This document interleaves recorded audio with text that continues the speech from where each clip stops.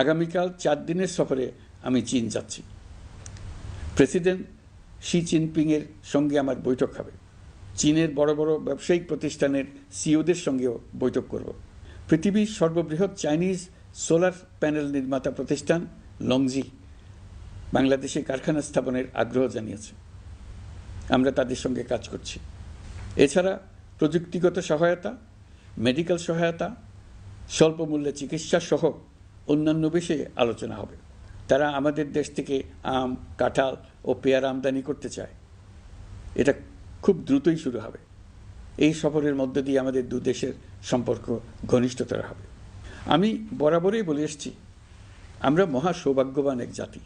পৃথিবীর মানচিত্রে আমাদের অবস্থানের কারণে বাংলাদেশ, ভারত, নেপাল ও ভুটান, দক্ষিণ এশিয়ার এই 4টি দেশ মিলে একটি যৌথ অর্থনীতি গড়ে তুলতে পারলে 4 দেশই লাভবান হবে। নেপাল ও ভুটান আমাদের জলবিদ্যুৎ দিতে অত্যন্ত আগ্রহী, আমরাও নিতে আগ্রহী। বাংলাদেশের শিল্পাঞ্চল গড়ে তুলতে এর কোনো বিকল্প নেই।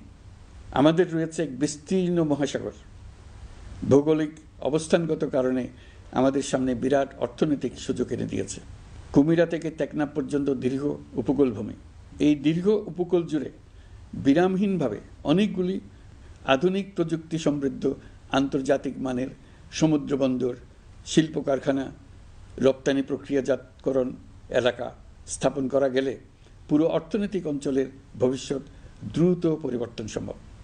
নেপাল থেকে জলবিদ্যুৎ আনতে পারলে জীবাশ্ম জ্বালানির উপর আমাদের নির্ভরশীলতা কমবে। বর্তমানে বিশ্ববাসী পরিবেশ রক্ষায় সচেতন, তারা এটাকেই সর্বোচ্চ অগ্রাধিকার দিচ্ছে। জীবাশ্ম জ্বালানির উপর নির্ভরশীলতা কমিয়ে পরিবেশ বান্ধব বিকল্প পাওয়া গেলে বিদেশি বিনিয়োগকারীদের আরও বেশি মনোযোগ আকর্ষণ করা যাবে। দেশের ক্রমবর্ধমান বিদ্যুৎ চাহিদার পরিপ্রেক্ষিতে রূপপুর পারমাণবিক বিদ্যুৎ কেন্দ্রের কাজ যথাসময়ে শেষ করার বেশি আমরা জোর দিয়েছি। রোসাটমের মহাপরিচালক আমাকে বলেছেন, শিগগিরই বিদ্যুৎ কেন্দ্রটি পরীক্ষামূলকভাবে চালু করা হবে। আমাদের পণ্য পৃথিবীর পণ্য।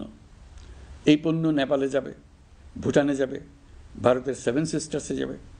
প্রতিবেশীদের পণ্য আমাদের এখানে আসবে, সারা পৃথিবীর কাছে পৌঁছে যাবে। এইভাবেই এটি একটি লাভজনক অর্থনৈতিক অঞ্চল হিসেবে দাঁড়িয়ে যাবে। আর এই অঞ্চলের গুরুত্বপূর্ণ ভূমিকা